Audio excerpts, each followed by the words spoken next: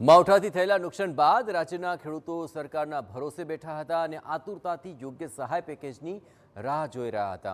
ખેડૂતોની આતુરતાનો અંત આવ્યો। રાજ્ય સરકારે 10,000 કરોડની કૃષિ સહાય જાહેર કર્યા બાદ સુરેન્દ્રનગર જિલ્લાના ખેડૂતોમાં નારાજગી જોવા મળી રહી છે। મૂળી તાલુકાના ખેડૂતોએ બેઠક યોજી સરકારની સહાય સામે રોષ ઠાલવ્યો છે।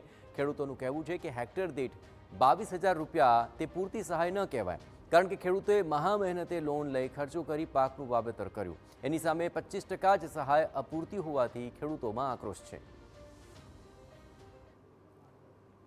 10,000 કરોડની જાહેરાત થઈ, એમાં અમે જોતા અમારા અનુભવ પ્રમાણે તમે હેક્ટરે 22,000 એટલે 2 હેક્ટરની મર્યાદામાં 44,000 રૂપિયા ચૂકવવા માટેની જે તમે આ 10,000 કરોડમાંથી થઈ શકે, તો અમારી બાબત એ છે કે તમારા 44,000 રૂપિયા અમારે જોતા પણ નથી, 1 રૂપિયો પણ નથી જોતો। આ પેકેજના પડીકા તમે તમારી પાસે રાખો।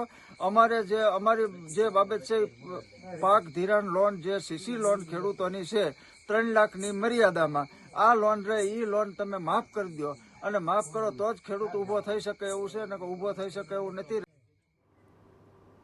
ખેડૂતોને સરકારથી એ પણ આશા હતી કે સરકાર પાક ધિરાણ માફ કરશે, પરંતુ સરકારે આ અંગે કોઈ નિર્ણય ન કરતા ખેડૂતો મુશ્કેલીમાં મુકાયા છે। 45 લાખ હેક્ટરમાં નુકસાન થયું હતું અને સહાય પણ અપૂરતી। હવે ખેડૂતો મળતી સહાયમાં શિયાળુ વાવેતર કરશે કે પછી લોનના હપ્તા ભરશે, એ મોટો સવાલ છે।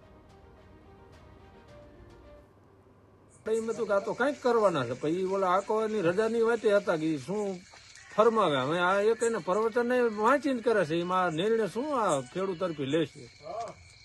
અમારી માંગણી એવી હતી કે ખેડૂતોની સીસી માફ થાય, એ માટે આ ખેડૂત બધા લડશે। અને આ 22,000 ખેડૂતોને વાવેતર પણ નથી થવાના।